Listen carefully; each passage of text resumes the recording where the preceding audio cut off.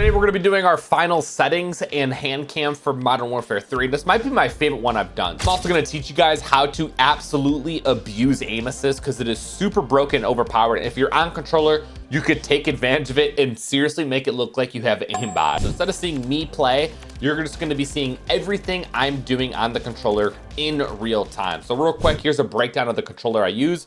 It is a Scuff gaming controller. It's pretty much the same one we've been using all year long. We got analog sticks on the front, which help me with my aim. They're called Control Freaks. You guys can actually save some money using code FRIZZ, F-R-I-Z-Z. So the left one right here is a little bit lower. This is like my running around one. And then the right one right here is my aiming one. So I'm going to be breaking down these bad boys once we get into the gameplay. Again, there's a controller, so you never see me press X and circle here. I have paddles in the back right here. So essentially, whenever I want to jump, I press this. And if I want to slide or dolphin dive, I press this. So this is where all jumping and sliding is going on. You will never see me press X and circle on the front because it all gets done back here. And what that allows me to do is keep my thumb on my purple analog stick right here so I can have perfect aim when jumping, sliding, and doing all that crazy stuff. Here are my final controller settings for Modern Warfare 3. So starting off, we have our button and stick layout. These are default for reasons I showed you. I got the paddles in the back of the controller. If you want to flip your bumpers and triggers, go right ahead. It's all personal preference. Controller vibration, this gotta go off, man. Trust me. It may take some time to get used to, might feel weird,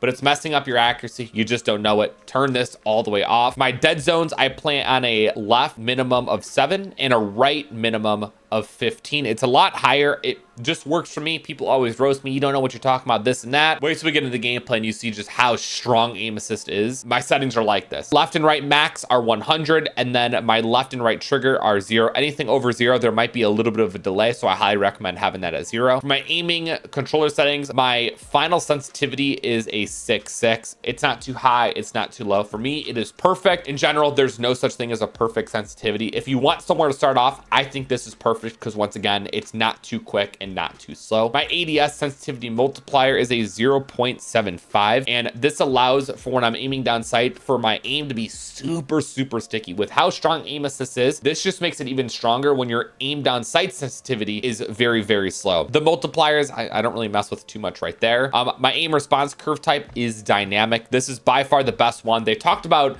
banning this from the CDL because of how good it was. So make sure you're on dynamic. Aim response curve slope scales 1. Never messed with this ever before. Never saw any differences. Kept it at a 1. Target aim assist, obviously make sure this is on. The aim assist type, I think default is the best. I've tried Black Ops in the past. They did nerf it a little bit, so I think overall default is going to be your go-to here. Here are my movement settings. Automatic tactical sprint, so I can run at maximum speed by just simply pressing up on the analog stick. I don't gotta do nothing else. I also have slide only. I think hybrid's going to be the move, especially going into Black Ops 6, but I can't get the hang of like pressing on my left analog stick to dive and then not pressing on it to slide. So I just stick to slide only. It's the only movement I do anyways. I don't think I need to know hybrid. If you want to take the extra step and learn it, more power to you, honestly. Scrolling down to interact and reload behavior, I like tap to reload. It just makes things significantly easier. I don't got to hold the reload, just simply tap the reload button to reload. It's just super quick and straightforward. And then the final setting I can think of is in your interface settings. So you're going to want to go to your crosshairs, turn your center dot on, and turn center dot scale to largest. I think this is probably one of the most important things in Call of Duty is your centering. So when you have a big white dot like this, it helps out with your centering. That white dot needs to be where you think enemies are at. Again, we're going to break this down so much more better in the gameplay. Real quick, if you guys are new, just make sure you subscribe to the channel, click the thumbs up button, and turn those post notifications on so you don't miss out on my future videos. And with all that being said, man, enjoy the gameplays, and I hope this helps you improve your aim and your accuracy in Modern Warfare 3 and Black Ops 6. All right, it's been a minute since we've done one of these, but we got ourselves a HANDCAM. So you can't see me, but you sure as hell can see the controller. And I think this is great practice for Black Ops 6, which is what, 72 hours away at this point? Maybe a little bit more, but I want to do one more of these. If you guys want to practice your aim and just actually land your shots and win more gunfights, highly recommend working on that rotational aim assist. If you want to be moving that left analog stick and not moving your right that much, let aim assist do its thing. It's super OP if you're on controller. Take advantage of it. This is what all these mouse and keyboard guys be complaining about, of how OP rotational aim assist is. And with that being said, take advantage of it, man. Get choke slammed. take advantage of it. So pay attention. So the purple stick is the one that I'm not moving. That's like my actual aiming and moving stick. And then my left stick is the rotational part. It's my feet that are moving. That's what's rotating around. And you let aim assist do the rest and kind of latch on enemies. It really is like aimbot. I actually don't blame these mouse and keyboard players for complaining. As a controller player, I could tell you, rotational aim assist is broken. Aim assist in general is incredibly broken, and it probably does need to get nerfed. But in the meantime, man, take advantage of it. It's in the game. I mean, it's there. Okay, where's this guy at? I'll take him off the flag right there. I want to change up my loadout a little bit, just using something different and random. But I love my control freak so much. I highly recommend copying some if you guys haven't. Try them at least, man. They may feel a little weird because they're like extensions for your analog sticks, but it takes a little bit of time to get used to, and I honestly think they're really worth it. I've honestly been using them for half my life now. Since 2010, I've been using them. And if you were to tell me, choose one, the paddles on the back of my controller, which are right here, these paddles, or your control freaks, I'm choosing the control freaks over the paddles any given day. That's just what I feel comfortable using, are these analog sticks more than the paddles. They're super, super important and are crucial in making my gameplay better. So cop these, man. They're super cheap, and mine last years. I'm talking years, like 2 to 3 years. They might be like, I don't know, like 15 bucks, which might sound pretty expensive just for some analog sticks. But again, the longevity you get out of them is quite incredible. Maybe I'll have a link down below. I should. If I don't, I need to add one because I swear by these things. I've been using them since before iPhones were a thing. I'm actually, yeah. Yeah. Is that crazy? God damn, I'm like 80 years old. We're actually cooking right now too. What? I died. That was a horrible gunfight. Let's call in this VTOL. So again, every time you see a jump, it's right here, and every time you see a slide, it's right here. That's the only way I'm jumping and sliding, is these paddles on the back. So I get to keep my right thumb on this blue or this purple analog stick, and I don't have to go over here. So you never see me press these buttons ever, because they're on the back of the controller, which is just incredibly crucial. So again, that's my scuff controller that I'm using. I saw someone comment about it the other day saying, yo, what's that controller you'd be using with the paddles? So that's kind of where I got the idea to make one more hand cam. And this is just something incredibly useful to practice while you're waiting for the new game, is just that rotational aim. Look at that right there, boom. I got the large center white dot as well to practice my centering.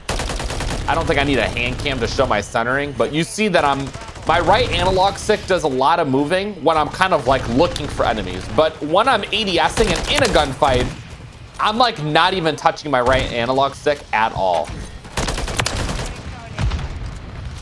And for those of you who are like, dude, you're not even pressing the buttons when you are. All right, ready? Jump, jump, jump, shoot, shoot, reload. It's all synced up. I ain't lying about the hand cam. I always get those comments saying, bro, he ain't even really like playing with that for real. That ain't even him. All right, whatever you say. We're actually cooking right now too. Holy crap. People over here too. We are frying. Holy cow. Let's get this advance up. Let me know what sensitivity you guys play on. I'm on a 6.6. I feel like it's such a good starting ground. Again, there's no such thing as like a perfect sensitivity because everyone's just comfortable with whatever they're comfortable with, right? But I think a 6.6 isn't a bad starting point because I don't think it's too fast or slow. I think it's just like the perfect starting ground. So if you're looking for a sensitivity, you don't know where to start out at. I think a 6.6 might be for you. So again, as you can see, when I'm in these gunfights, I just got crossbowed. When I'm in my gunfights, that right analog stick is not moving. Keep that in mind. The only time you see movement in this right analog stick is when I'm looking for someone to fire at. And another reason I don't need to move that right analog stick too much is because I have my ADS sensitivity multiplier lessened quite a bit. It's very low, so I don't really need to be moving it when I'm ADSing because my The sensitivity is already super sticky as is. What's you got? Just help you land more shots. It really does look like aimbot. I get told all the time I'm cheating, this and that. You have the right settings on, you're gonna look like you're cheating as well. Your friend's gonna think you hacking. Wait, can I call another VTOL? No, I can't. All right, we got a lot of game time left. I'm at 82 kills deep. This is great. Obviously, these kids are absolutely atrocious, but again, this is still something that you could practice. Stay posted up, look for enemies, use that right analog stick, and then once you find someone, practice that rotational aim assist where it kind of just latches on its own. It's pretty OP. And people complain about aim assist so much because if you know how to abuse it correctly, I mean, it really does look like you're aimbotting. So I get the comments all the time. Oh, why is he only hitting body shots? Why is he only hitting headshots? Well, listen here. This guy's at, where's he at? Listen, man, I've been playing COD since Black Ops 1. Black Ops 1 came out in 2010. So I have been... Someone asked me, yo, how many kills do I have in every Call of Duty combined? Like, how many people have I taken out in COD? It's well over 1 million. Probably closer to like 5 to 10. I'm not even trolling. That's how much I've been playing COD. So when you practice that much and you've been playing on a controller and playing on these settings for that long and you just continuously practice it, you're gonna be pretty goddamn good at it. You know what I mean? So keep that in mind. I feel like a lot of Call of Duty players nowadays are pretty brand new. Like they've been playing since MW 2019, which is nothing. I started like 8 to 9 years earlier than that. So I already had a disgusting amount of reps and prior to that time period. So I ain't new to this. I really am not. I've been playing this since I was like 11. Nice, good job. You've been playing that long, you're gonna be pretty damn good. Practice makes perfect. It ain't just a saying. So, you see, bro? Hey, you see, bro? Got those akimbo shotties. There he is again. Let's get up here real quick. Throw some ammo down. We're actually cooking right now. I did order a brand new controller for, I got fried. I did order a brand new controller for the new game, just in case. You never know what happens. This one does get some weird stick drift sometimes, and it's like very, very random. But the controller is quite literally the exact same thing as this. I just reordered what I ordered this time around when I got this one. So literally nothing changes. The color's the same, literally everything. Go. I also don't change my triggers right here, so I shoot with these, which I'll try to give you guys a different POV for a little bit here, where I'll just point my controller up a little bit. And you could see, I use the triggers because I have digital tap, so I don't have to press all the way down in order for my weapon to shoot, which is incredibly useful.